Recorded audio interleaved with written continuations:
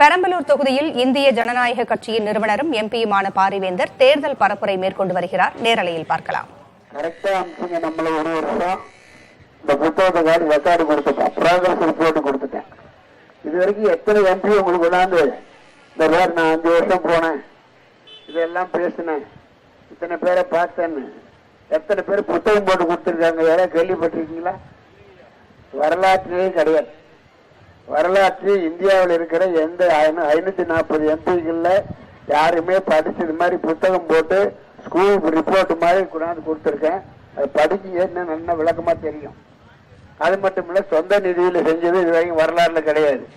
ஆக ஒரு வித்தியாசமான எம்பி தேர்ந்தெடுத்து அனுப்பினீர்கள். அதற்காக உங்களுக்கு உள்ளபடியே நீங்கள் அறிவுள்ளவர்கள், திறமை நியாயமானவர்கள் என்று எனக்கு புரிகிறது.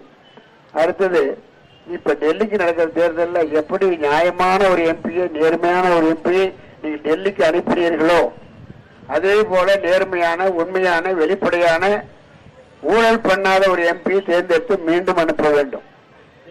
அந்த அனுப்பும் போது இன்னைக்கு என்னோட சேர்ந்து சில நண்பர்களும் சில தம்பிகளும் இங்க போட்டி போடுவாங்க. அவங்க எல்லாம் யாருன்னு பாத்தீங்கன்னா ஊழலுக்கு பேர் போனவங்க. தமிழ்நாடு என்று சொன்னாலே இன்னைக்கு டெல்லியில 10 வருஷமா மோடி ஆட்சி பண்றார். இங்க டெல்லியில அந்த டெல்லியில அவருக்கு 70 மந்திரிகள் இருக்கிறாங்க. அவர்கிட்ட 70 மந்திரிகள் ஆகட்டும் அல்லது மோடி ஆகட்டும், எங்கேயாவது ஒரு பைசா இன்னைக்கு ரூபாய் இது வாங்கினாரு, லஞ்சம் வாங்கினாரு, ஊழல் பண்ணாரு, ஏதாவது ஒருத்தர் சொல்ல முடியுமா? சொல்லவே இல்லை, சொல்லவும் முடியாது. இருந்த நேரம் பத்திரிகை டாம் போட்டு அடிச்சு தள்ளிருப்பானுங்க. அதெல்லாம் கிடையாது. அவர் தூய்மையா இருக்காரு, நேர்மையா இருக்காரு. அதே போல இங்க எடுத்துக்க, தமிழ்நாட்டை எடுத்துங்க.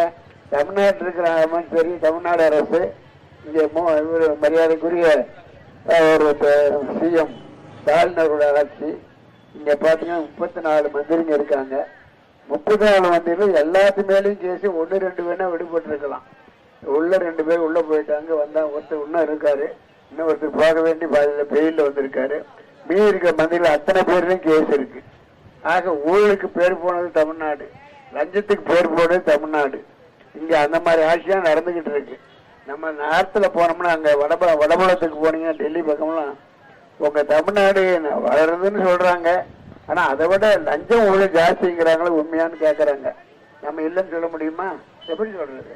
நம்மளே இங்க போனா, எங்க போனாலும் ஒரு இதுக்கு போனா, ஒரு ஆபீஸ்ல போனா ஒரு பஸ் சர்டிபிகேட் கேளுங்க, அதுக்கு 10 விட்டு கரண்ட் கட்டாயி போச்சு, அதுக்கு ஃபீஸ் போடுனா கூட அதுக்கு ஒரு. பெரம்பலூர் தொகுதியில் 5 ஆண்டு காலமாக நிறைவேற்றிய திட்டங்கள் குறித்து பட்டியலிட்டிருக்கிறார் பாரிவேந்தர். பிரதமர் மோடி தூய்மையாக இருக்கிறார், நேர்மையாக இருக்கிறார், நேர்மையான ஒரு அரசை அவரால் தர இயலும் என்றும் அவர் பேசி வருகிறார். எந்த ஒரு காரியமும்